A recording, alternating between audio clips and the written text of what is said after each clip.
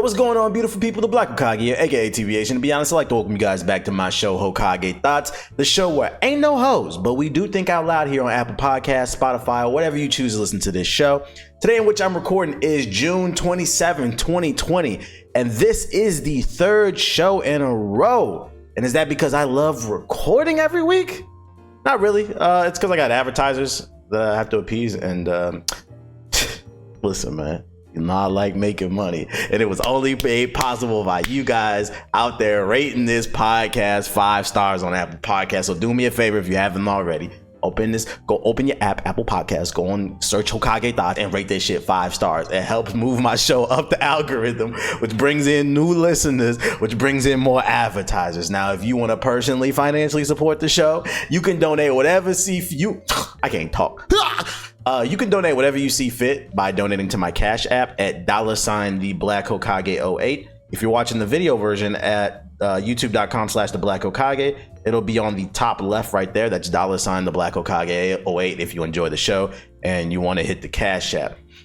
Now, before we get into the show, you know, I got a few quick bite stories for you. I got a few like gaming news stories, not a lot, but I asked on Twitter for some questions, some topic suggestions, and y'all came through. There was a lot of topic suggestions or like questions.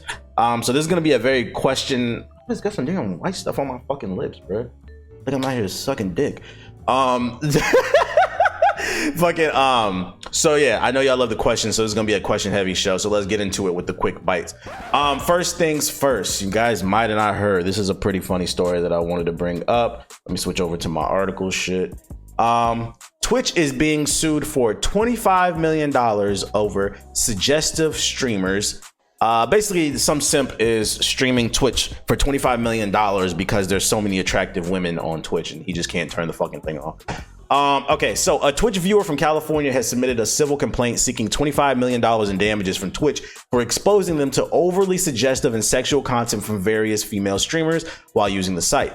Based on court documents obtained by Dextero, the plaintiff, Eric, whatever, has previously sued Microsoft, Sony, Nintendo, and Blizzard, submitted the formal complaint to the court on June 15th seeking a lawsuit. So basically, this man is just looking for a come up. He's sued Microsoft, Sony, Nintendo, Blizzard, me, you, your mama. Now he's serving papers to Twitch because those other ones didn't work for official summons on the 19th. According to the complaint filed in the Santa Clara Superior Court of California, the plaintiff suffers from several medical issues that require him to rely heavily on the internet for all of his internet entertainment, as well as OCD and sex addiction, which the complaint claims that Twitch only makes worse.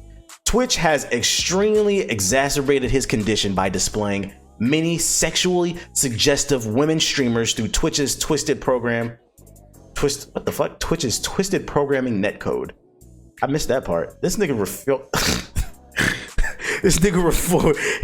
he referred to Twitch as twisted programming.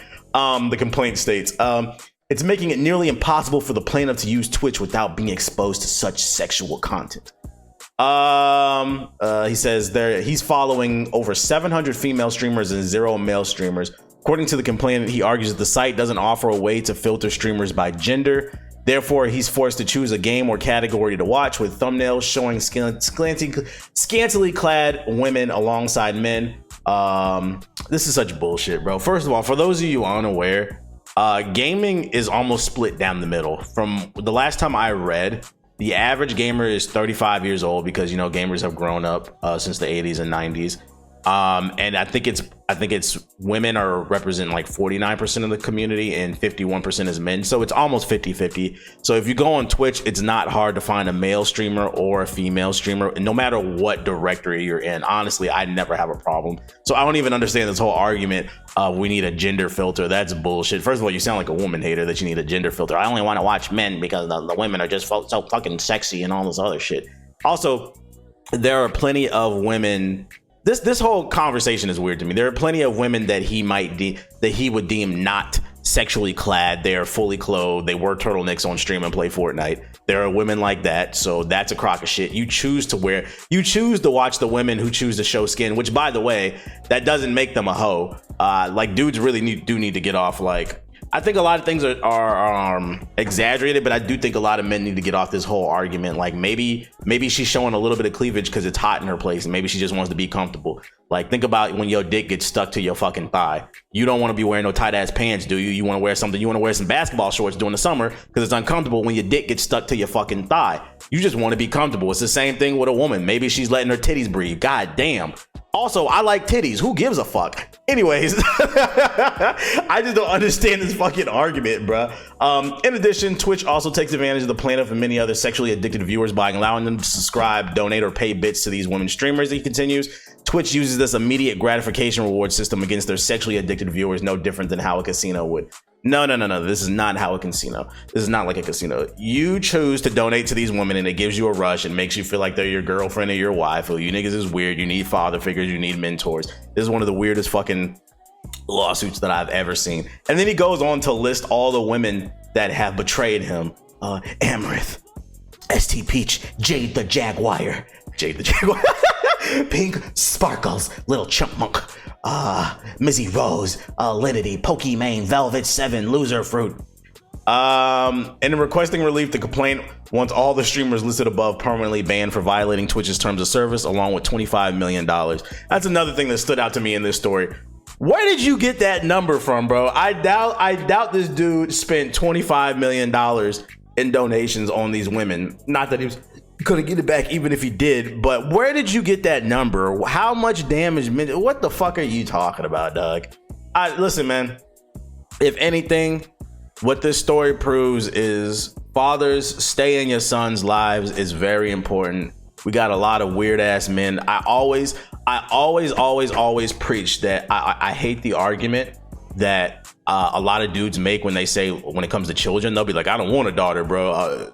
Boys are easier to raise. And I've always hated that argument, because if boys were easier to raise into men, then it wouldn't be a bunch of bitch ass niggas running around. Okay. A lot of y'all display feminine traits. Y'all dog out women for no fucking reason. Everyone's a hoe. Everyone's a thought. You're socially inept. Listen, bro, stay in your son's lives. This shit is important. Be a mentor to somebody. Be a mentor to your nigga, because now we got motherfuckers suing people over.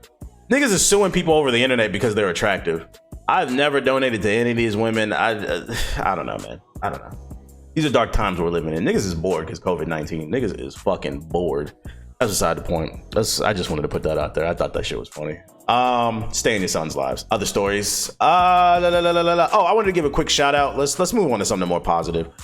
Quick shout out to people seem to like when I shout out like content that I like. I don't watch a lot of content because usually I don't have a lot of time. Let me get some of this water real quick. My mouth is getting dry. I got that cotton mouth. Shout out for this podcast goes to the peer-to-peer podcast. People in my Twitch stream kept asking me what's a podcast that I listen to other than my own, and I'm like, well, yeah, like I'm just listening to my damn podcast. I only listen to it when I edit it. I know what the fuck I said. I said get money. But one podcast I do like listening to, one of my favorite podcasts was Taxstone's podcast, but he got locked up. So I watch Joe Budden, but I've already brought that up. Another one that I listen to is the peer-to-peer podcast with Agent and Legend of Winning, who goes by Low. I just found out that that's what his name meant, because like I've been listening to their show for like a couple months now, and he kept referring to himself as like Low. I was like, what the fuck does Low mean? And then my Twitch chat told me that it's his YouTube channel, Legend of Winning. He makes like basketball videos, and I pulled his channel up last night. I was like, oh, I've seen this dude's videos before. So yeah, I fuck with them. What do they talk about on the show? Just general life, things going on in the gaming community, kind of similar to mine. I think it's really interesting when they talk about their experiences with women and stuff like that, and the things that they've learned. It's just a podcast where they talk about life and gaming and everything going on in the community and stuff. If you like different perspectives and entertainment, check out the peer-to-peer podcast. If you're following me on YouTube, you should be able to see it right now. YouTube.com/TheBlackHokage. That's where the video version of this podcast is. I'm showing it on the screen right now. If you're just listening to the audio, go on YouTube and search peer-to-peer and you'll find it. They got like 50,000 subs at the moment. It's pretty dope. Check them out. Shout out to them. Let's end that on some positivity. All right, let's move on to the notes. Let's get into the show. So we're gonna talk a little bit about the game, and not to too crazy. Then I'm gonna get into the questions that I gotten from you guys. The first big story coming out of gaming in the past week. It's sad to see. They say the good die young. Mixer is shutting down. Like 3 or 4 days ago, it was announced that Microsoft-owned live streaming platform Mixer, competitor to Twitch, Facebook Gaming, and the new China one, Lovo or whatever, is shutting down, and they are merging with Facebook. They said if you're a Mixer partner, they're going to try to, you'll automatically get partnership on Facebook Gaming, and they'll try to match your partnership contract as best as possible. Anybody who bought like their version of bits, I think they're called Embers, they'll be reimbursed or some shit like that. And the official shutdown of the Mixer service will be on July 22nd, 2020. My initial reaction to this was like, I thought it was kind of funny because like I always thought Mixer wasn't the best. It kind of sucked. But then like I sat back and I thought about it. I was like, that's not a good reaction. Like that's like a childish, like kind of knee-jerk reaction, like the competition. But the reality is Mixer shutting down is not a good thing. Competition is always good. If Mixer continued to improve its platform and grow, that means Twitch would have got better. That means Facebook Gaming would have got better. That means YouTube would have got better. And as we as content creators, we always want the platform to put the content creator first. We always want them to implement features that benefit us instead of them. And when there's a monopoly, it's more likely that things are going to be benefiting the winners, the main winners or whatever. So I think actually this shutting down is a bad thing. And it sucks to see too, because also a lot of people lost their jobs. I mean, from the top down too, because what's really fucked up about this situation, for those of you unaware, apparently Microsoft did not even tell them.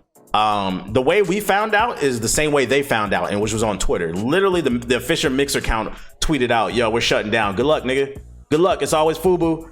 And the people who work there, like management and all of them, apparently they didn't even know. This is an order that came from the top executives. So like all the supervisors and managers, they didn't even know at Mixer. All the partner managers, they didn't know. So everybody's out of a job. The people who are Mixer partners, they're out of a job. This is their source of income, and they're forced to basically lift their shit up and go to Facebook or Twitch or whatever. So I think it's a very fucked up situation. It's just another example of why, if you want to be a content creator, you should not put all your eggs in one basket. People are like, why you do a podcast? This is why I do a podcast. It brings in different money for me. So I don't have to sit there and rely on Twitch. I don't have to rely on YouTube. I don't have to rely on merch. I have multiple different sources of income, and this is why it's important to diversify your portfolio if you want to get into content creation. Why are you doing skincare on Instagram? Why not? Why not, bro? If there's a bag available and it's legal and it's positive, who gives a fuck? Mind your business. Let this be an example. That's kind of like the human side of me. Now, the more logical business side of things in me, I'm not surprised. People seem to be really surprised by this. I'm not surprised. Unfortunately, Microsoft has a very shitty track record when it comes to trying to support things. This is the third time, in my opinion, they've done something like this. Microsoft has a shitty record of, in my opinion, the only reason Microsoft is one of the richest companies in the world is because of Windows. They came out at the right time with their Windows OS, and like it's just kind of become the standard on PC. They've got a monopoly on the OS business. So like that's the majority where their money comes from. But in terms of everything else, Microsoft does, it usually fails. I mean, look, and the reason Microsoft fails at other business ventures other than their Windows OS is because a lot of their products are knee-jerk reactions. I don't feel like Microsoft is innovating. And what I mean is, this is what I mean. And this is why Mixer shutting down is not a surprise to me. What did Microsoft do when the iPod came out? They did a knee-jerk reaction. They said, Apple's making a lot. At one point, the iPod was innovative and new when it first came out. They was like, Apple's making a lot of money, so let's come out with our own MP3 player. And they came out with the Zune. They never fully supported the Zune. They didn't really put any unique features on it. In my opinion, the Zune was better than the Apple. It had like a better interface and shit, but it didn't have any like unique features that could draw people over from the iPod. So the Zune failed. They shut it down early. Next product that failed, the Microsoft phone. You guys remember those? What was the Microsoft phone? Or the Windows phone, I mean. A knee-jerk reaction to Apple and Android success. They said, smartphones are a thing. iOS is really nice. Android's really nice. Besides the security footage on their phones, camera. But security cam footage. He's like, we want our own smartphone, so we're going to do the Windows phone. They came out with the Windows phone. Interface was fucking trash. They did nothing to fucking innovate. Nobody wanted to make apps for the Windows phone, so they shut down the Windows phone. This is kind of like a three-peat right here. What is Mixer? Mixer is a knee-jerk reaction to Twitch. Probably Twitch and YouTube. Microsoft saw how much money there was in content creation and owning their own platform. And instead of building their own grassroots platform, for those of you unaware, Mixer used to be another site that went by the name Beam. B-E-A-M, Beam. I remember this because I made my username on there to claim it just in case that site ever popped off. And the only thing that they was different between Beam and Twitch is like they had like less latency when they streamed, less reaction times or whatever. That's not the point. Microsoft found Beam and they didn't want to create their own platform, so Microsoft bought Beam and then they rebranded it as Mixer. And then Mixer became a thing. But the problem with Mixer was it's not a grassroots platform. The reason YouTube is successful is YouTube came out when like 05, 06, and people just got on there, regular everyday people. They saw the potential in it. They started uploading videos, and the community started building. Same thing with Twitch. Twitch used to be Justin TV, but Twitch officially was born in 2011. Grassroots gamers hopped on there, created communities, doing things, and they have a strong foundation because of it. And Amazon bought Twitch because of it. Like, Amazon bought Twitch because they saw the value in Twitch. It was a growing, budding grassroots community. Microsoft bought Beam and turned it into Mixer as a knee-jerk reaction to Twitch. But the problem with Beam is Beam never had a grassroots community. It never built a foundation. What happened was Microsoft bought Beam, turned it into Mixer, and pumped a bunch of money into Mixer. And the thing is, you can't, what Smack say? You can copy the style, but you can't copy the respect. They paid Ninja, they paid Shroud, and you could pay them, but where's the rest of the community? You know what I'm saying? Like, YouTube has been around for like what, almost 20 years almost. You can copy the style, you can't copy the respect. And at some point, the only reason Microsoft doesn't give a fuck is because they get so much money off the Windows OS. But if we're being totally real here, Microsoft products, they kind of suck other than Windows. But it's one of those things, like, they have a product that's so fucking good, it doesn't matter that their other stuff fails. Kind of like Google's not. Oh, fuck it, that's beside the point. So hopefully people get back on their feet. I see a lot of Mixer partners going to Facebook, a lot of them going to Twitch. They're converting partnerships over and shit. Hopefully people who lost their jobs from Mixer, they get on their feet and they find jobs. It sucks to see. Microsoft needs to stop doing this shit. They really need to stop doing this shit, because you fucking with people's livelihoods. People really invested their time and their effort into your platform, and at bare minimum, you couldn't even send out an email like a week ahead of time letting people know the website was shutting down so people could be mentally prepared. You just put out a tweet. That's why I never want to work for nobody, bro. That's some bullshit. They say good luck. So RIP to Mixer. We hardly knew ye. Pour out a 40-ounce for them. What other gaming stories do I have for you? Since the last podcast, Crash Bandicoot 4 was announced. I actually was really surprised by this. Yo, this is a new glitch on Twitch. If you can't see it right now, youtube.com/theblack-Hokage. Whenever I fucking boot up a video on Twitch, I mean YouTube, whenever I boot up a video, it runs the ad and then it doesn't play the video half the damn time. Hopefully it'll play the video right here. This shit's annoying. Okay, it did that time. Okay. So Crash Bandicoot 4 was announced. It's called Crash Bandicoot what? It's About Time, which is, I guess, is a play on, oh, it's time for a new one. I'm not gonna lie to y'all. I'm playing the trailer right now. This does nothing for me. I'm gonna be honest. Crash Bandicoot is one of the most overrated franchises in gaming history. I would argue mechanically it's not even fun. The character is fucking stupid to me. And honestly, it's nostalgia, I feel like, why people get so happy about Crash Bandicoot. He was the first like PlayStation mascot, so people have nostalgia for their childhood. But is Crash Bandicoot a top tier platformer? Can it compete with the Super Marios of the world, the Jack and Daxters, the Sly Coopers, the Ratchet and Clank? Is it on that tier of platformer?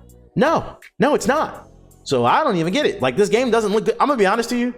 This looks like they took it looks like it's running off the same engine that they did the remaster of the Crash trilogy on.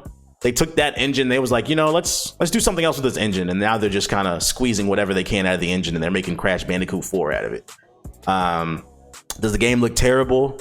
No, but I'm just not a big fan of him personally. Maybe you'll like it. I don't know. Like, it just looks clunky to me. It looks colorful, but I don't know. Y'all was asking for Crash Bandicoot 4? It comes out October 2nd, 2020. You can pre-order now. I don't know, man. I think I'm gonna crash down. I'm gonna crash this into the next subject. Just putting it out there that it's coming out. It's not for me. Another piece of gaming news is Cyberpunk was once again delayed. CD Projekt Red put this statement out. We've decided to move the launch for Cyberpunk from September 17th to November 19th.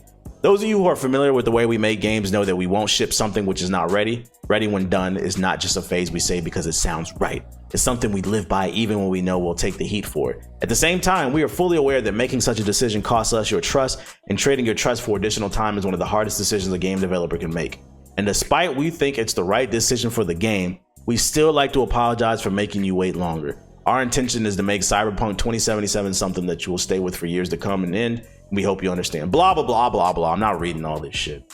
Basically what they're saying is they need more time to work on the game. And I'm not gonna lie, Ethos has been hyping up Cyberpunk. Everybody's been hyping up. The community's been hyping up Cyberpunk. The Cyberpunk is starting to enter that Kingdom Hearts Final Fantasy VII remake range with me, where it's like, is this game ever gonna come out?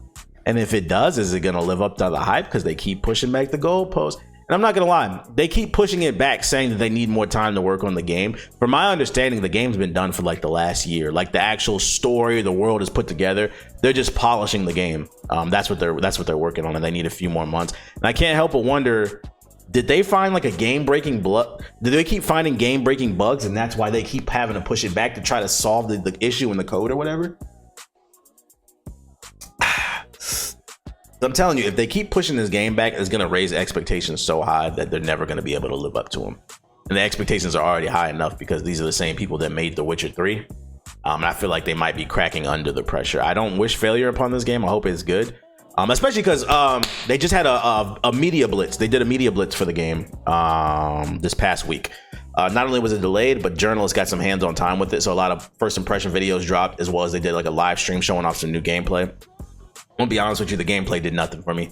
It still looks good. I still want to play it, but I don't feel like they showed enough that was like, oh, like this is really worth the wait. Like this is really gonna take it to the next level. It just reinforced that, like, I look forward to it. I wish they would have showed a little bit more gameplay. It was a lot of cutscenes and talking and shit. I'd advise, if you want to look up gameplay, I'd advise you look up some people's first impressions. You'll get a better idea of the game versus people versus just like the natural gameplay. So I don't know. I just wanted to put that question out there. Is Cyberpunk in the same realm? You remember, I never thought Kingdom Hearts 3 was going to come out, and eventually it did. Same thing with the Final Fantasy VII remake. I guess the counter argument to that was like the Final Fantasy VII remake was worth it, even though we had to wait a long time. But then the counter argument to that would be Kingdom Hearts 3 wasn't worth it. Even some of the biggest Kingdom Hearts fans that I know say the Kingdom Hearts 3 was not worth it. Some of you might like it. I'm not talking to you because I know you listening right now. You're probably like, what? I fucking love Kingdom Hearts 3. I love that boring ass combat and Donald the Goofy. I'm not talking about you. I'm talking about the masses. I've heard a lot of people say that they weren't big fans of it. That shit sucked to me. So hopefully this game comes out. Just letting you know it was delayed again in case you did not know. Other gaming news. What do we got for you? Pokemon Snap was announced. A new Pokemon Snap. There was a new Nintendo, I think it was a Nintendo Direct. Honestly, I don't know. My sleep schedule is fucked up, y'all. I went from waking up at like 9-10 in the morning to now I'm waking up at like 1 p.m. and shit. So I be missing the press conferences and shit. My bad. I think it was a Nintendo Direct. I'm trying. A nigga bought some melatonin, okay? I'm not gonna lie though, I'm excited. So a new Pokemon Snap was announced. Listen, if you're just a wee lad and you weren't old enough to remember, there was this great game on the Nintendo 64 called Pokemon Snap.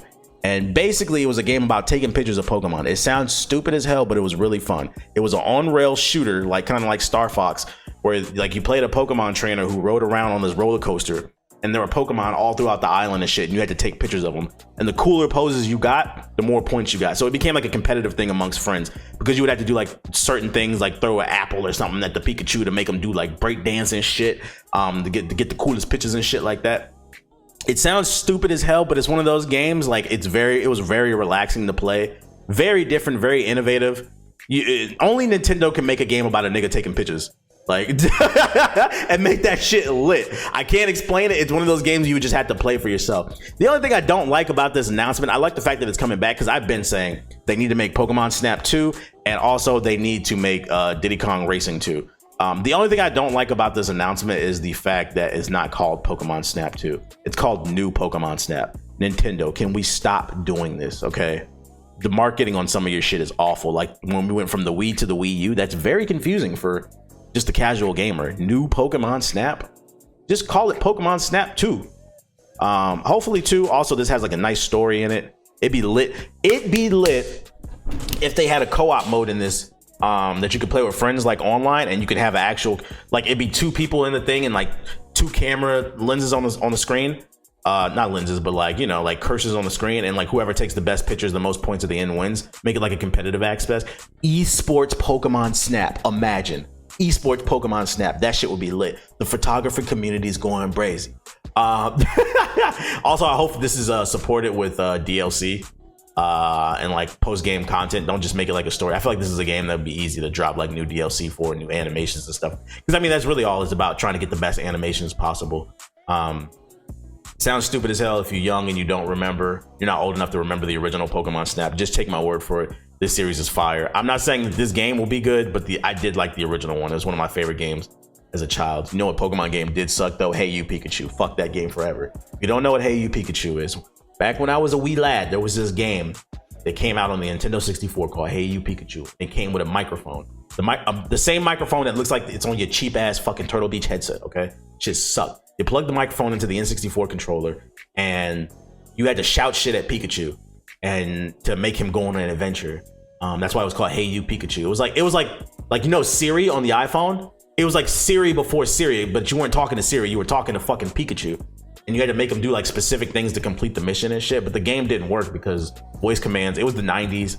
Nintendo was ahead of its time. Like the idea was unique, but the technology wasn't ready. So like I remember my friend had that shit and I would go over his house and you'd just be yelling at Pikachu, fucking run, hey Pikachu, and Pikachu would just fucking like stare at you, huh? You know how like your dog, like cat pet that dog? You know how your dog like just stares with his head turned to the side and shit? You'd be like, hey you Pikachu, fucking use the electric attack, and he would just look at you, huh? Every fucking thing.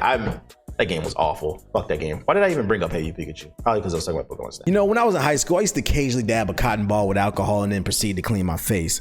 But looking back, I was a fool because all I did was dry my skin out and then cause breakouts. It's just not a lot of info out there to help men improve their hygiene. I needed guidance. I needed something like today's sponsor, Hawthorne. Hawthorne is a hygiene brand with men in mind. Simplicity and high quality products are the name of the game. Simply fill out their quiz on their website and then they'll suggest the best products based on your answers. The best part is the quiz only takes a couple minutes, so it won't take up too much of your time. I'm a big fan of the shampoo and conditioner because it helps thicken my hair. Their lotion not only moisturizes my skin, but it's also non-greasy, and their cologne is just, it has this nice masculine scent to it. But it was time to venture out and try something new. Recently, I started using their facial scrub, and boy was I surprised. My face felt hydrated, refreshed, and energized after using Hawthorne's facial scrub. The funny part is, when my girl and I were lying in the bed after I used the facial scrub, she rubbed my face and then she commented on how much smoother and clean it felt, and you know I love them compliments.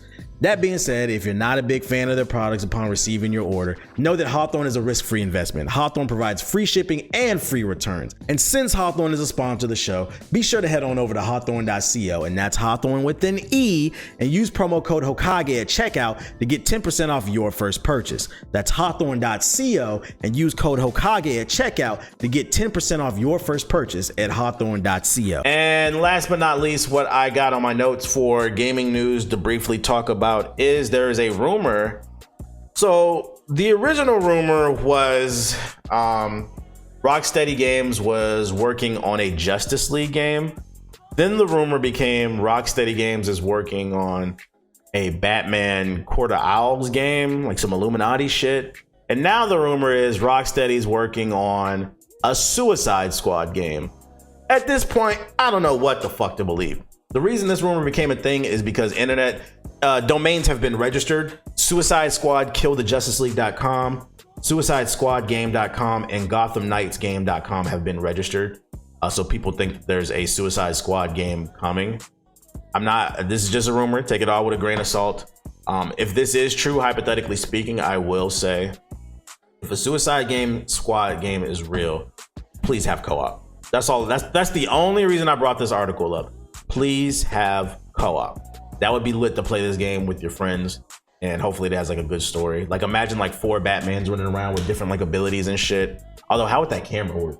I don't know. But if it is real, just make sure it has co-op and online co-op too. Online drop in, drop out co-op.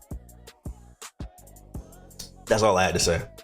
I just dribbled a little water on my shirt, but y'all, if you saw the video version, you might see it. Fuck you. I'm banning anybody who flips that.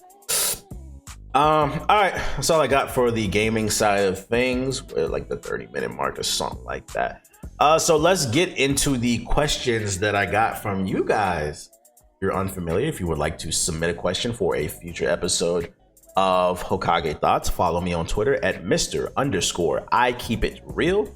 Every time I'm about to drop an episode, I always tweet out, hey, I'm paraphrasing. It's something along the lines of, hey, I'm working on show notes for the next episode. If you guys want to submit any topics or questions, reply to this tweet with your topic or suggestion or question or whatever. So make sure to follow me on Twitter at Mr._I keep it real. And the first question comes from Lucy Club Studios. And he said, if you had a chance to run any gaming development company in the world, what company would you run and what changes would you bring to that company as well? I'd probably pick EA. There's so many different gaming companies, but most companies only own like one or two like prominent game franchises. I would probably own EA because they hold so much power. One of the reasons people hate EA is not just because of all the microtransactions and the shitty business practices. They hate EA because they own a large number of our favorite titles. Let's see. EA, hold up, EA Games catalog. Let's just go full screen. Plus games library, EA site. I know they own Mass Effect. They own Mass Effect, fucking FIFA, Apex Legends, genres, platforms. God damn, just list the fucking games, man. Oops. Oh no, don't play that. Don't play that. Oops. For those of you unaware, because now this clip is going to show up on the video version. Ezekiel Elliott from the Cowboys, he raided me on Twitch. And at first he didn't want to raid me. It was kind of funny because in the clip he was like, "Hold up, they fucking aunties." Well, I'm already like halfway through the clip. Let me see. I'll let it play. He was like, I think it was Scooter Magruder. He suggested to raid me, and he was like, "Hold up, I can't raid this guy. He talking about fucking aunties." Oh, I cannot raid this guy. Oh no. What is he cussing? He talking about fucking somebody auntie. All right, you can hear it right there. You should be able to hear it in the audio. He was like genuinely surprised. That's when Ezekiel found out. He was like, "Oh, well, Twitch ain't about just playing games. They fucking aunties over here." He's like, "I can't raid this dude," and he still ended up raiding me. So shout out to Zeke for the raid. Anyway, it was funny too. If you weren't in the Twitch, if you weren't in the stream, by the way, when he raided me, it was funny because for those of you unaware, I guess y'all be thinking I'd be joking. I don't watch football. I don't know anything about the NFL. That's why when people were like, because I'm from DC, for those of you unaware, people be like, "Fuck the Redskins." I'll be like, "Fuck the Redskins" too. I don't give a fuck about them. People got so excited. Yo, is that the real Zeke? Is that the real Zeke talk? Rating TBA, showing love. I was like, "Who's Ezekiel Elliott?" I was like, "Is he important?" And everybody in the chat just started fucking roasting me. It was like, "You don't know? He's like top 5 in the fucking league, you idiot." I was like, "Oh, my bad." I was like, "Shout out to him." I was like, "Is he good?" I was like, "True. Shout out to Zeke." So shout out to him on the podcast. But that's beside the question. That's beside the point. Let's get back to your question. EA. Yeah, they own a lot of everybody's favorite games. Let's see. EA games. Games by EA. Let's search that. Game by EA.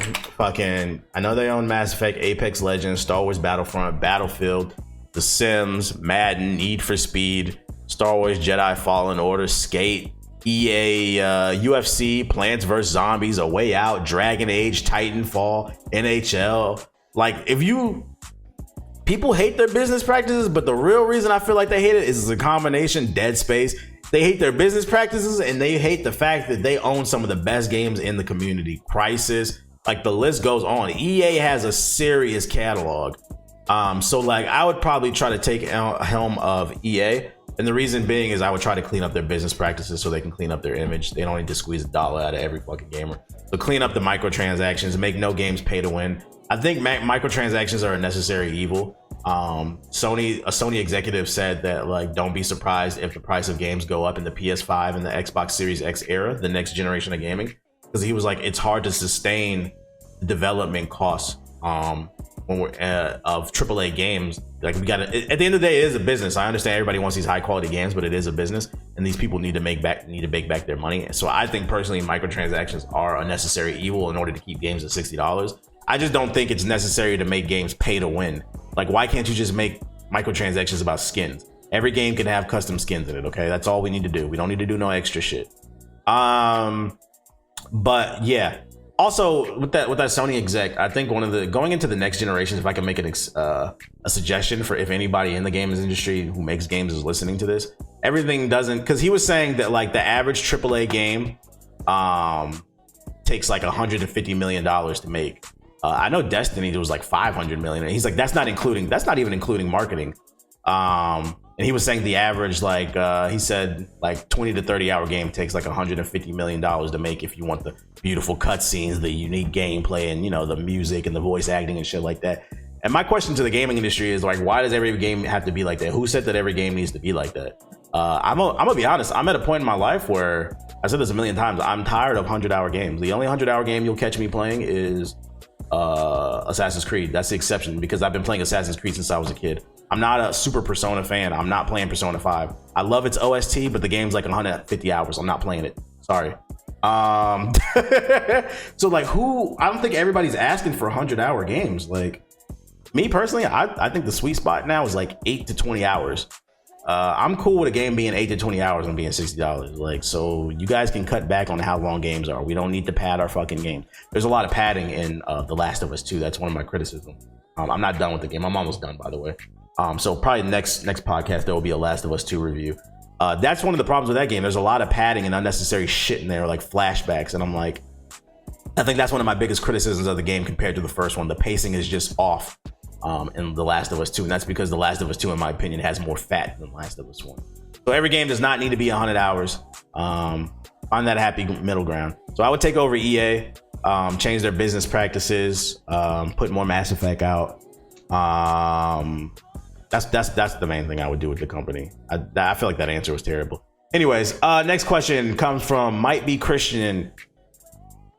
Why did I pick up this question? Actually, ignore that one. Okay, next question. The next question is coming from Damn Yell, and he says, when looking for a video editor, does it matter if they have a large following? No, it does not matter. If you're trying to be a video editor and make money, the only thing that first of all, why would having a large following even matter? If you're trying to be a video editor for someone, the only thing that matters is quality content. Have a portfolio on deck. Maybe have like a highlight reel of some of your edits that you've done for like previous people. If you don't have a highlight reel you've done for other people, maybe considering like what's the word I'm looking for? Interning for somebody, doing a few videos for somebody for free, editing a few videos for somebody for free so you can create a portfolio and then you can start charging people. Maybe even get some not letter of recommendation, but like some reviews from content creators that you worked with. Like, hey, could you put in a good word for me? Like put out a tweet. Like, would you mind tweeting out, hey, I really enjoyed working with this video editor for X, Y, and Z. He's punctual, creates great content, and he's affordable. Then what you do is you copy the link to that tweet and you create a document, like a resume. Be like, hey, this content creator shouted me out. This content creator shouted me out. Here's my portfolio. That's what I would do. Create a resume like that. Create a resume and a portfolio. That's what I would do. But the following doesn't matter. I think the quality of the content. Because my thing is like, why would your following matter if your goal is to edit for somebody else? That definitely doesn't matter. I think the quality of your content does. I think your drive matters and your ability to go get it. Most people's DMs are open. Slide in people's DMs and be like, hey, are you looking for an editor? What is this fucking... Whatever. So that's what I would say to you. The next question comes from Kid Drummer 18, and he says, when is the perfect time to ask the chick you talking to be your girlfriend? All right, this is like a young nigga question, bro. And also, I think you're young because your name is Kid Drummer 18. A lot of times people put their age in their name or they email. So I'm gonna guess you're between the ages of 18 and 21. I'm gonna be honest with you. This is probably gonna be an unpopular opinion, but this is just. Which, by the way, when people ask, just a disclaimer, when people ask me these questions, understand that my word is not law. These are people asking me my opinions, and this is me trying to answer them to the best of my ability. You can do whatever you want with my information that I give you. But my word is not law. Just putting a disclaimer out there. Anyways, he asks, when's the perfect time to ask a chick you're talking to be your girlfriend? Like I said, you sound kind of young. I'm gonna be honest with you, big dog. You should never ask a woman to be your girlfriend. Never. You can ask a woman out. You could date the woman, but in my humble opinion, there's a saying like these chicks is always choosing. It's true. They are always choosing. Like they say that Twitch is not a dating site. No, it's not a dating site for you because you're not lit. I'm not speaking to you specifically, Kid Drummer, but like a lot of these women on Twitch, they be choosing, dog. Trust me. But that's not the point. You should always let the woman choose you. If you guys have been talking and you've been dating and like you really feel like it's going well, eventually there will be a point where that woman will ask you, so what are we? And then if you feel like you have feelings for that woman and you want to commit to her, then commit to her. But you as a man, I don't feel like you should ever be looking for no damn commitment. You should be out here dating, bruh. Live a life of abundance. You should be not only talking to that chick, you should be talking to other chicks. If you're not committed to her, you should be doing whatever the fuck you want. You should be focusing on yourself, school, work, your mental health, all that shit. Trying to be the best version of yourself and attracting as many people as possible and dating. And then somewhere down the line, eventually that woman that you talking to, she's gonna ask you what. It's happened to me every single time. It never fails. And it's funny because I brought this up on Twitch one time too. So I was like, this is a good question. I'll put it on wax. I'll put it on the podcast. And a lot of dudes in the chat agreed with me. If you really on your shit, and she really fucks with you, and also you dicking her down right, there's gonna come a point where she's gonna be like, all right, so what are we? And and if you feel like you're ready to commit to that woman, then commit to her. But you should never go into it looking to commit. You should never be looking to commit to no woman. You should be worrying about yourself. You should be worrying about improving yourself, living a life of abundance, and also, I don't know, just being a man is limitless, bruh. Do your thing, dog. Do your thing. Don't be worrying about having a damn girlfriend. Because once she becomes your girlfriend and you guys are dating long term, then the goal becomes trying to date that person to become to marriage or whatever. And it's like, can you see yourself marrying that person right now? I don't know. Just let shit happen. Go with the flow, I say. Go with the flow. That's all I say. Let it happen. Let her choose you. You don't need to be choosing. That's what the women do. Anyways, next question comes from Dragon Tilted, and he says, what is your take on cancel culture? Personally, I think it's stupid since most of the time they do it to the wrong people, but how do you feel about it? This is gonna be another unpopular opinion. I think cancel culture is fucking stupid, bro. Like, that shit is toxic. Cancel culture is really bad because people spend all their time bullying other people into apologizing for something they did years ago, and then when that person apologizes, they accuse them of not being sincere about their apology. So it's like, what is your actual goal? And that's kind of why I don't tweet a lot. Like, the shit is just mentally unhealthy, I think, to do like that. And also, like, niggas act like niggas is born perfect. People make the reason I come across at least wise, I think, to some of y'all when I stream on Twitch or in this podcast is because I made a lot of mistakes in my life. Like, this is actually a conversation that I've had. I'm cool with several gay dudes in the gaming community, and I've had several private conversations with these dudes, letting them know that, like, I don't say I have a fear, but I was like, don't be surprised if somebody tries to cancel me, because I was like, I used to say the F word all the time in my videos, to the point where, like, I recently, like a month ago, went back and looked at some of my older videos, and the shit was just cringy as fuck. But like, I never hated gay people. I never had a problem with them. It's just something that, like, I grew up, and that's just something we said. It was just something we said, but I never had any hatred in my heart. And it took my own audience checking me. I found out that I have several gay people in my community. A lot of gay people. I have a lot of I have several trans people that watch me. I was actually surprised by that shit. And I made them uncomfortable by constantly saying the F word. And I guess, like, they had a meeting with, like, Ethos or something in Discord. I wasn't in the meeting, but Ethos relayed the message to me. They was like, they don't understand why you feel the need to say that. Like, you could be an asshole, they like that and all that shit, but it's like, it's just kind of disrespectful. And you know what? Ethos came to me with the message that they gave me, and I was like, you know what? I'm right. I was like, they're right. I was like, why the fuck do I need to say that? I was like, and I changed because honestly, there's no hatred in my fucking heart. Like, I may not understand people's lifestyle completely, but I don't hate anybody. I don't give a fuck. You can do whatever the fuck you want to do with your damn body. I don't give a fuck. So I changed that about myself. And like I said, I've had several conversations with prominent gay people in the gaming community on Twitch, and I let them know that, like, hey, and those videos are still up. You can go find them if you want to. I don't hide the shit because I want to show the maturity and the growth. There might come a time where somebody's gonna try to cancel me. And like, I can't help but wonder, it's like, I changed as a person. My own audience changed. My own audience, like, checked me. I stopped. And it's like, y'all still gonna try to cancel me? Like, I grew as a person. Is the goal not to grow? Like, I don't understand the shit. I think cancel culture is only acceptable for, like, certain things that you can't come back from. Like, someone like R. Kelly, he needs to be canceled. The nigga's a pedophile, a weirdo, and a creep. Rapists, they gotta be canceled. People like that. But there's levels to this shit. I feel like the line between insensitivity and people who need to be straight up demons have been blurred. You see what I'm saying? Like, because I know they ran Jenna Marbles off the internet. I don't know what she said. I didn't I didn't look into it, but if I had to take an educated guess, she probably had some old videos where she said nigga in it or some shit like that. And from what I've seen, because I've seen plenty of clips, I can't believe I'm like defending a white woman, but it seems like she changed and she realized the errors of her ways. And those videos were like 10 years old. And like I've seen clips of her talking about white privilege because I seen a clip of her talking about how what do you think of white privilege and do you think it exists? And she replied, and then like everybody at the table, because it was like a round table, everybody at the round table was like, oh, don't answer that question, don't answer that question. And she was like, no. She's like, I'm comfortable answering the questions because she's like, I've grown. And she's like, me not answering and addressing this question is actually perpetuating white privilege. It's actually encouraging it. She's like, and me acknowledging it, I'm just putting more power to it. I was like, that sounds like a person who's grown. It sounds like a person who's learned the error of their ways. So it's like, if we don't, let's say people be acting like people were just born perfect. Everybody makes mistakes. And at what point do you learn to forgive people? I don't know. I think cancel culture is stupid. Like I said in the beginning, y'all bully people into saying sorry. And then when they do, you say it's fake. So what's your fucking goal? I don't get it. Some people do need to be canceled, but I feel like we're teetering on a line by confusing insensitivity with people who are straight up fucking demons. I don't know. I don't like cancel culture. Whatever. Fuck it.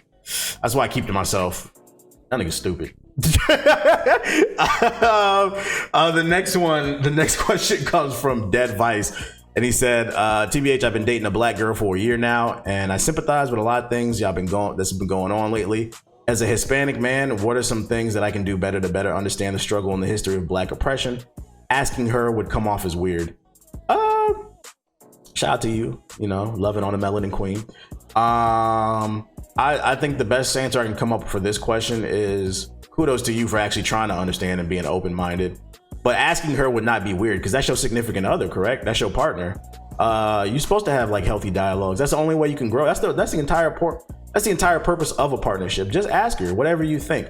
What I will say is when you ask her, because black women can be very blunt. I don't want to say all women because all black women, I don't want to say they're monolith, but a lot of them are very blunt. So don't be surprised if you hear some things about yourself or your people that you may not. Just keep an open mind, because I'm not gonna lie. A lot of Hispanic people are racist. A lot of Asian people are racist towards black people. And a lot of that has to do with white supremacy.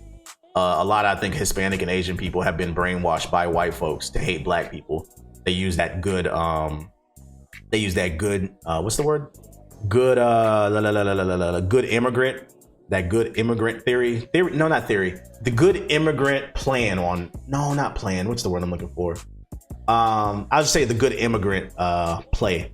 Basically what they say is like, oh, the Mexicans came over, the Asian people came over and worked really hard. Why can't you be like that? They use the positivities of the Hispanic and the Asian community to wage war against black people and call us lazy, when our struggle was completely different because we didn't come over here with a fucking credit line to own businesses. And also Asian and Hispanic people historically, although besides the railroads, because the Asian people did build the railroads in America, but for the most part, it's not the same oppression.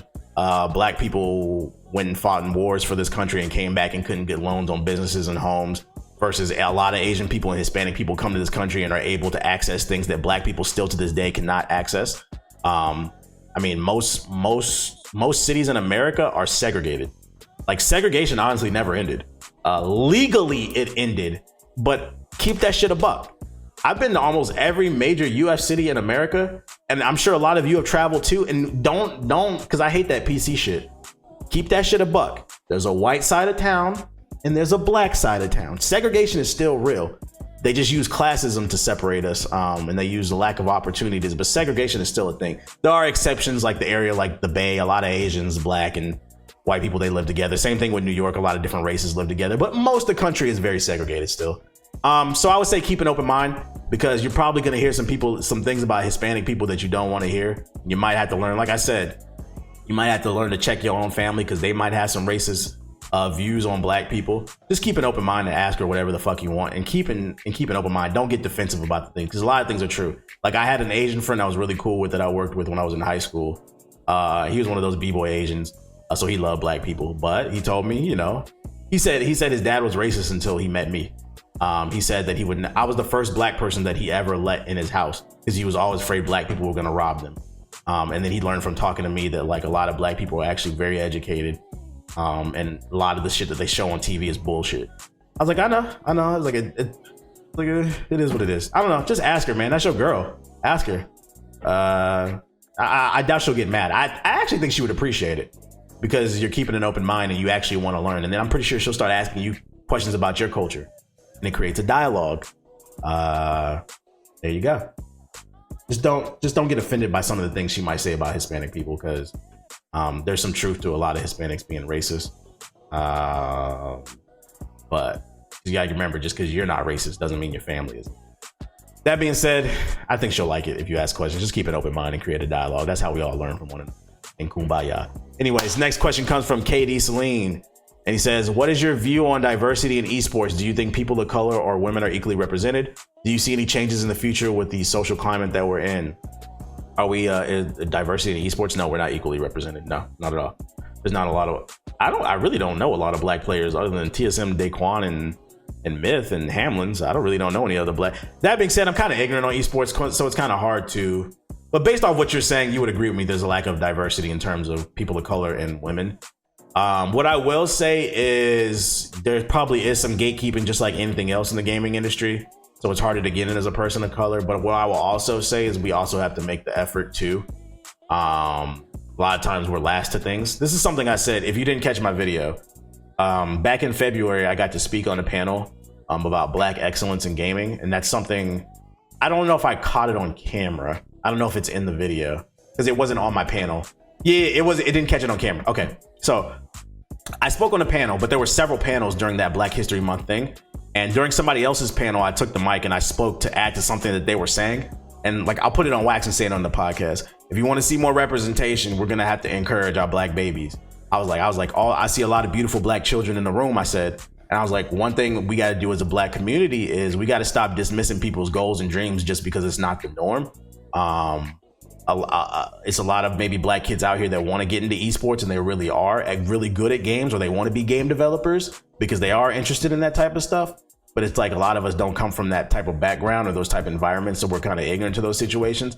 What I was saying to the parents is basically encourage, long as your child is serious about being a professional gamer, you should encourage them and keep them on track and make sure they're doing the right thing to reach those goals. Read up on what esports is in the community and how it's growing and how much money is involved. Because I bet your ass would be a lot more interested if you knew.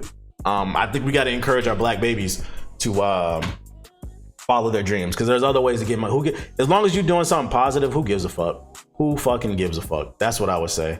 And then to those who are in power, lift up your brothers and sisters so there can be more diversity. That's all I got for you.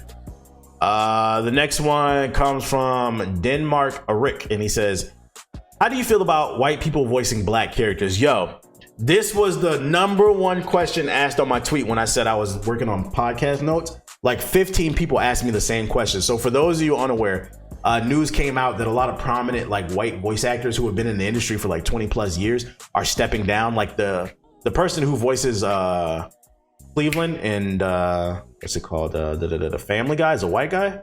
And like a lot of black characters in cartoons are voiced by white people. And a lot of these voice actors are coming out and saying they're stepping down and they're gonna leave those characters for black people. So a lot of people were asking me, what do I think about this shit? This is gonna be a very unpopular opinion. Me, I wanna get into voice acting, but I don't want a handout. I don't want to be able to voice a character just because I'm black. I absolutely think there needs to be more diversity in voice acting. Like I know a lot of black people that want to get into voice acting. Black people are not a monolith, but I think most black people would agree with me when I say that we're just looking for opportunity. I think it's actually very dangerous for those white folks to step down from playing those characters because they feel like a black person should be that character. Because it's also reinforcing the idea of like, let's say like you hear like an educated brother like me, like I was called an Oreo all my life, right? And then what do we say to that? Like, what do you mean I sound like I'm white when I speak? I feel like you're reinforcing those stereotypes that like a black person is supposed to sound a certain type of way when you say that only a black person is supposed to voice a black character. So like that doesn't make sense to me. I think it should go to the best person because at the end of the day, it's fucking cartoons. Who gives a fuck? We don't all have the same voice. If anything, I do think there needs to be more diversity in the voice acting community because it's a very small community. But I don't think anybody wants handouts. Don't nobody want to play a character just because they black. If anything, if those white people wanted to help, like teach people how to get into the community because it's a very insular community, a very Illuminati hush hush. Got to be in the know and know the right people. Why not hold workshops teaching people how to get into the fucking community, how to create a proper demo reel, so that we can create so that we can compete on an even playing field. That's what I would say. Because like if I get a character, I want to know it's because I'm the best. I'm the best for that job or whatever. Granted, some people have biases. Some people are racist, so they're not gonna hire you because your ass is black. But a bunch of white voice actors stepping down from black characters because they feel like black people should play it, I don't think that's the solution. I think we as a society need to all just do our part and do better to create opportunity for everybody. Let's all start at the same point of the race. Let's see who's the best voice actor. That's what I would say. I don't know. I think it's stupid that they're doing that. But I would like to see more black voice actors, more voice actors, period, of different types of ethnicities. The next question comes from a deal or no deal, and he says, why do people look down on self-promotion so much? It's like they love to see a content creator grow, but they don't want to support the creator's efforts to reach a bigger, wider audience that may fuck with your content. I don't think people hate self-promotion. I don't think people hate self-promotion. I think people hate self-promotion when it's not on their own platform. I think a lot of people don't understand like how to properly promote themselves. Like, I'm not gonna lie, like you come in my Twitch chat and you promote your stream, I'm gonna ban you. Like if you're a regular in my chat and you'd be like, hey, I just started streaming, would you mind sharing my link? Maybe I would, because I see that you're supporting me. But like one thing you have to understand as a new content creator is people don't build their platform so you can stand on it. They build their platform so that they can stand on it. Their family can stand on it and they can feed them, but it's not for you. If they choose to share it with you, you're blessed, but it's not for you. And I honestly hate that shit when I'm streaming and people come in. I could be playing Apex Legends and I'll have like 1,200 people watching me and somebody will come in and they'll be like, hey, he's like, I'm streaming right now. Come check out my stream. I'm like, fuck you, dude. Nobody came to my stream to watch you. It's also annoying when people do that shit on Twitter. It'll be a fire ass tweet and then you scroll down on the thread and the first reply is somebody's mixtape or something. Like motherfuckers could be talking about politics and shit. Niggas is dropping links to their mixtapes and shit. It's one of those things. It's like, read the room. Promote yourself on your own platform, but don't use other people's platforms. Nobody hates self-promotion. People hate self-promotion on other people's platforms. Remember back in the day on MySpace? At least I'm old enough to remember this. Back in MySpace, there used to be this thing where people would post a picture and then people used to be able to embed their video player on people's pictures. That shit was one of the most obnoxious forms of self-promotion. You think that shit is healthy? You used to go on a page of some fine ass model with a big booty on MySpace. You scroll down to read the comments and freaking it would be a video player of some dude's mixtape. And the thing is, like, MySpace had autoplay back then, so it was a way to game the system and get more listens. Just embed your fucking player on somebody's popular picture. But it was slowing down the page. It was doing all the other shit. People do that on Twitter. Like I said, they promote their mixtapes. People come in the streams. People come in the comment section of people's YouTube videos promoting. No, remember, I did not build my platform so that you can stand on it. That goes the same for every other content creator. Build your own platform. It took me, I'm just now starting to make some money. It took me 12 years to start making some money. Why can't it take you 12 years? Everybody wants the result. Don't nobody want to put in the work. The next question comes from Straw Hero, and he says, do you ever feel like you can't be vocal about some personal views and beliefs as far as race or morals about dealing with people and companies because it feels like it will hinder your future?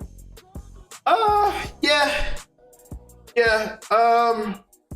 I can be very quiet because I feel like I have a lot of unpopular opinions, and I feel like in the black community, or quick to throw that word coon around when they don't agree with you. Like, to me, cooning was when you're throwing your own people under the bus and shucking and jiving for the white man, and you're hindering the betterment of your own people. But like, I feel like cooning has become on Twitter or social media period when one black person disagrees with another. Oh, you a coon, and it makes it hard to have like a dialogue. It's like it's such a unintelligent response. It's like, expand your vocabulary. So like, it makes me not want to talk about anything unless they're like private conversations with people. Because like, this is one thing I was talking about on on stream one time. I feel like a lot of black people don't realize most of y'all are conservative and you don't even realize it. You hold conservative values. I'm pretty sure most of you will say that you prefer a smaller government, lower taxes, stuff like that. But then, like, you know, a lot of black people also lean liberal too, including myself. I'm like somewhere in the middle. Socially, you're more liberal. But a lot of black people don't realize that they're fiscally conservative. And like when you bring up that type of stuff, they might call you a coon. But but then also the Republicans are racist too. Not most, but a lot of Republicans are racist. Where am I going with this? It's hard to have a dialogue. Like, we as black people, a lot of times we say we're not a monolith. But then when somebody has a different opinion, you call them a coon. And what you guys fail to realize is when you do that, not only are you hindering a healthy conversation and development within our own community, you're actually reinforcing the idea that we are a monolith, that the black vote is one, we're all going to vote for one thing, or we're all going to agree on one thing. Let people disagree with you. As long as motherfuckers is respectful, who gives a fuck, bro? Chill out with that shit. Learn to hear other people's perspectives. A lot of times, like I said, I talked about this on Twitch. I've been listening to, because a lot of people was asking me, do I watch red pill videos? And like, no. But then recently I started watching them because people suggested them. I've watched Steph is Cold, Alpha Male Strategies. I've watched Better Bachelor before that. He's a white dude. The other two are black dudes. I don't know why I brought up he's a white dude. But I've been watching a bunch of different like red pill content. And I tend to agree with a lot of things that they say about being on your purpose and not chasing women and just worrying about yourself, and you'll naturally attract people. But then there's some things that they say and I'm like, you sound like a pimp. But just because I don't agree with everything that they say doesn't mean some of the stuff that they're saying. What I'm trying to say is I try to extract the lessons out of everybody that I can. I try to have an existential experience. I may not agree with everything that you're saying, but like a broken clock is right twice a day. That doesn't mean you still can't learn something from that. And I feel like a lot of people live in an echo chamber. A lot of people want to fuck with somebody that they completely agree with, and that shit is weird to me because you'll never grow. Like, I be talking to my girl when she says shit to me, and like I may not agree in the moment, but then I sit on it and I come back and I'll be like, you know what, you're right. And it's like, if you don't learn to sit on something, you'll never learn, and try to like hear somebody else's perspective, you'll never learn and you'll never grow as a person. So yeah, I do have a hard time like being involved. So I don't know. It depends on what day. Some days I'd be like, fuck it, I'm gonna just talk like on this podcast. But then there's other days where I don't want to talk about shit. So the moral of what I'm trying to say is, because I feel like I'm rambling, is and this is just a challenge to like my brothers and sisters out there. When you quick to call somebody a coon because they disagree with your opinion, understand that you're reinforcing the ideology that black people are a monolith. And black people be quick to say that black people are not a monolith. We all think differently and do it. Well, let people think differently. As long as they being respectful, chill out. Chill the fuck out. The next question I got comes from Cyber Kitty, and they say, what are some changes you would like to see on Twitch or YouTube and make in terms of making the platform better for creators? At the end of the day, one thing people like black creators got to realize is Twitch is a gaming platform. It's an entertainment platform. So it's always entertainment first. That being said, there's a lot of racist pricks in the gaming community. So at bare minimum, I think one thing they can do is there's no reason why. Like, so there was a clip of Gypsy, like she got upset because somebody came in their chat and they followed her, and the dude's username was George Floyd's neck. There's no reason why somebody's username should exist like that. Or like Nigger Hunter on Twitch or something. They should ban all fucking racist names. You shouldn't be able to make a racist name on Twitch. Also, normalize black faces too. If they normalize, like, I don't think a lot of white people understand, like, niggas is not looking to take over everything. We're just looking for equal opportunity. And if you show more black faces, you'll be less likely to get people spamming the trihex emote. Oh, look, a black guy. Like, it won't become like a fucking joke because you're used to seeing black people. But like I said earlier, like, things are still very segregated to the point where like a black face is shown in media and niggas get it, like the Pauls and Timmys of the world get excited and think it's funny, like it's a joke. The shit is weird. Like, at bare minimum, I think they need to normalize black faces. They need to put more black faces on the platform and show them. And I mean all black faces, because I'm gonna keep it a buck with you. Twitch's diversity is corporate diversity, and what I mean by that is they only showcase certain types of black creators, and certain types of creators, period. Fuck being black. And you know what I'm talking about when you look at them Twitch ambassadors. I have no problem with nobody, but I don't like the fact that, like, I'm not gonna lie, I look at like the Twitch ambassadors and some of the people that they promote, and I'm like, where's the masculine black dude? Where's just the regular everyday masculine black dude? They always propping up flamboyant people. And I'm like, what about just the regular everyday dude? What about the regular everyday woman? Like, I feel like diversity should represent every different aspect of life, not just people who are considered like minorities within minorities, if that makes sense. Like subgenres within subgenres. Yeah, make space for everybody. So I think normalizing black faces and all types of black faces at that. Because I'm not gonna lie, fucking people didn't believe me when I tweeted it out. I guess I kind of kept it to myself. I don't know if I brought this up on the podcast. That was a couple of years ago, 2018. I was featured in Twitch's Black History Month celebration. They featured me on the front page, as well as like they put together a montage of clips from black creators explaining what black history means to them. And they pissed me off because, and this is a hard lesson. If you guys want a lesson, listen to this shit. I learned a hard lesson here. 2018. They pissed me off because in the video, so they sent me like a list of questions and they asked me, you know, who are some of your heroes, some of your black heroes? What does black history mean to you? All these different questions. And on the question for my influential black heroes, I stated that I look up to the Black Panthers and I look up to Malcolm X. And I explained, because you know white people hate fucking, there's this fake ass narrative that's been put on Malcolm X as well as the Black Panthers. And I explained it to them in the video. I said, I love the Black Panthers because they created after school programs as well as before school programs where they fed the kids. They created programs for the community. I was like, it's one of the most American things you could think of. They were uplifting their own community, but you know, the FBI, let me stop before I get shot. They waged war against the fucking Black Panthers and created a smear campaign and false narratives. A lot of fun fact, the NRA became pro gun control when the Black Panthers started walking around with rifles, patrolling and shit, but that's beside the point. That's the only time the NRA has ever been pro gun control. I'm getting too real for you. So yeah, I said Malcolm X and the Black Panthers. Then I broke down various reasons why they were influential to me and why they're so important to black people. And they edited all that shit out. You know what they put in that video? They left in there when I brought up Martin Luther King. And that shit pissed me off. I'm like, wow, I sat there and spent like because I really broke it down why they're important to the black community and why they're influential to me. And you know what the white folks do? All they put in the video is Martin Luther King, Martin Luther King, Martin Luther King, because it's the safe answer and shit. So it's like not only normalize black faces on these platforms, but actually give different black voices an opportunity to speak. Because I personally feel like Twitch was trying to suppress my voice on saying that real shit. And that's why they low-key kind of pissed me off too, because they put out a tweet talking about Black Lives Matter. And I remember looking at that shit. I'm like, does it? Or does it only matter when it fits your corporate agenda, your corporate diversity agenda? Motherfuckers, what I'm trying to get is motherfuckers hate a strong black man. And I'm never going to apologize. I am a masculine black man and I'm never going to apologize. I do feel like there's a war against us and I'm not going to apologize for that shit. And I'm on your ass, Twitch. I'm gonna have, whenever I fucking get a chance to have dinner with some of the staff, I'm gonna have a conversation about that shit, that bullshit they be on. Normalize black faces, all black faces from all walks of life, as well as other races too. Fuck that shit, all races. Like, quit trying to paint a certain type of picture, because there's real niggas on deck. Anyways, the next question comes from Onavix, and they say, "Hey TBH, I want to get in the headspace to start video editing. It's kind of taking me a while to get to it due to the paywalls for like Adobe and stuff. What are some other apps you can recommend, or should I just get into it? Beginner tips." I edit on Final Cut Pro. I think it's $300 up front. After that, you get all the updates for free. Adobe's trash. It used to be one fee up front, and now it's like $50 a month for Adobe Premiere. That shit is trash to me, but if y'all pay for it, more power to you. The only recommendation I could come up with you for, if you don't want to pay for a video editor, but you want some powerful tools, just as powerful as Adobe Premiere or Final Cut, there's a new, what the fuck? Oops. I spelled it wrong. I'm sorry, y'all.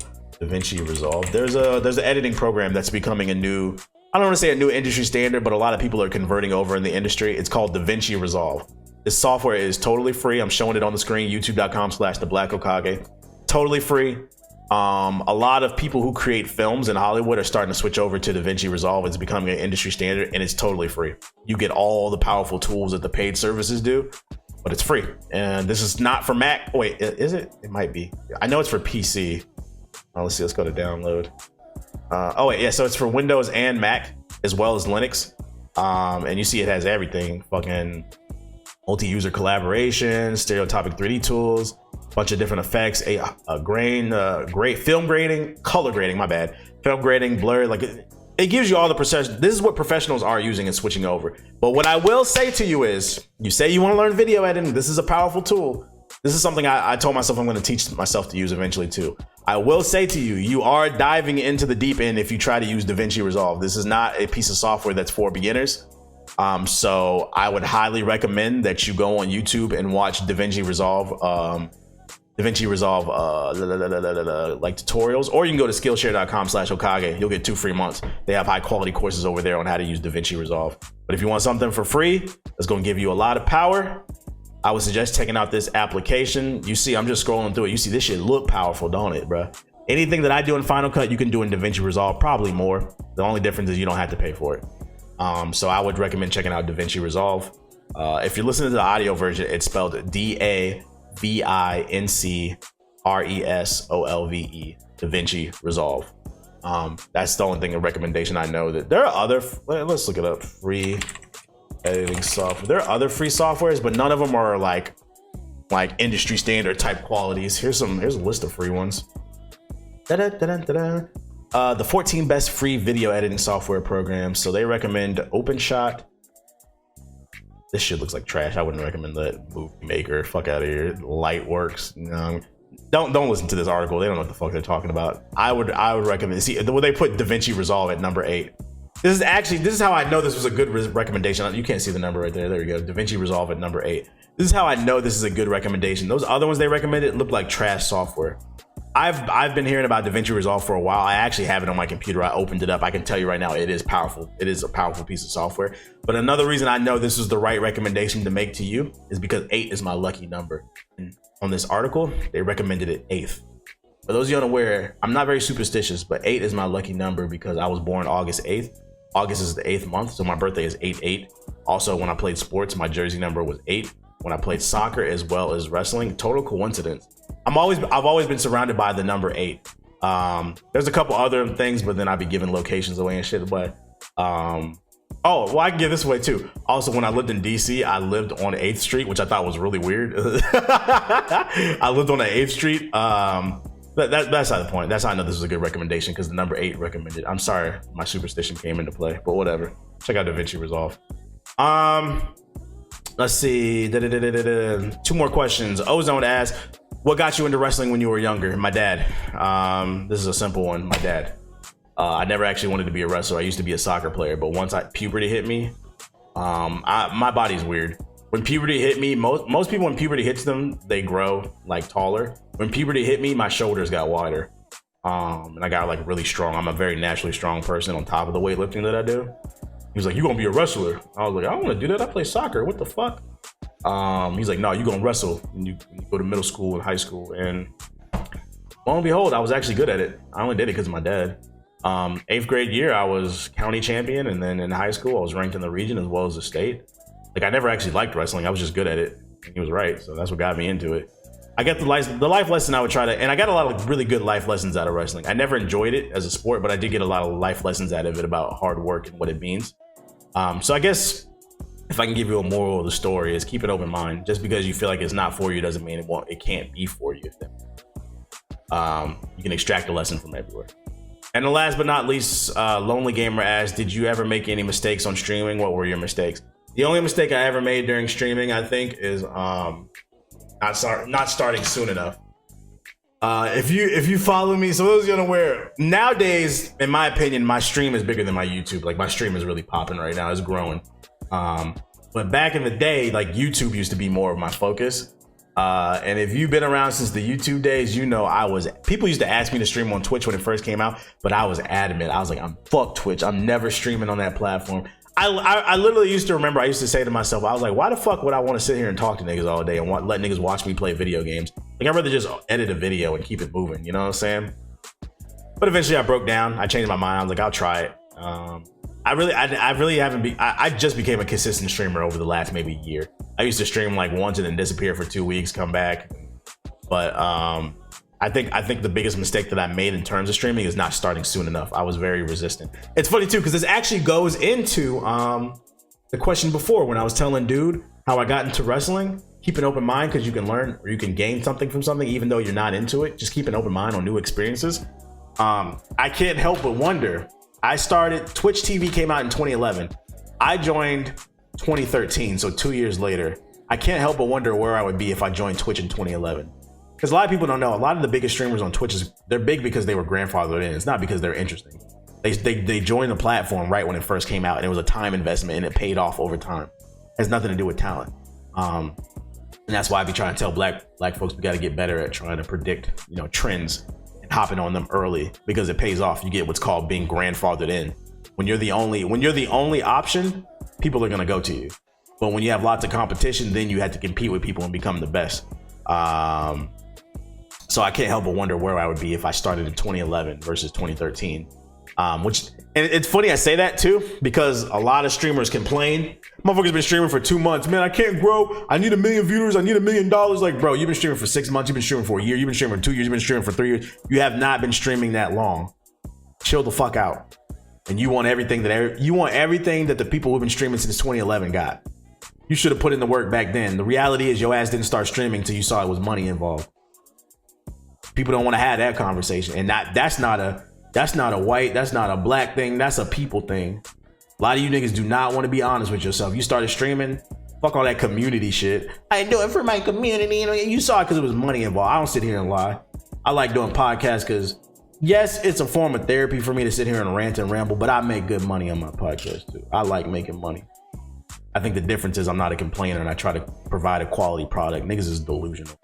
They get on my fucking nerves. Anyways, that's all I got on my damn podcast notes. I'm tired of ranting and raving, and we're well over an hour. Once again, because this is the third show I've done in a week, I was actually scared I would have nothing to talk about. And once again, we went on a tangent and a rant and went well over an hour. Every week, I'm always worried when I look at my podcast. Because if you see my podcast notes, they're not that long compared to like the GI podcast, but somehow I find a way to stretch it out.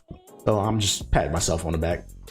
Anyways, hopefully you guys enjoyed the show. If you did, make sure to rate Hokage Thots 5 stars on Apple Podcasts. It helps move my show up the algorithm, which helps brings in new listeners. And it's really dope too. I've actually had several people say on my Twitch stream, hey, I actually found you from the podcast. And I came over to the Twitch stream to see what it was about. So that's really dope to hear that new people are finding me through Spotify and Apple's algorithms, because you guys are hitting 5 stars on Apple Podcasts. Do that for me if you haven't already.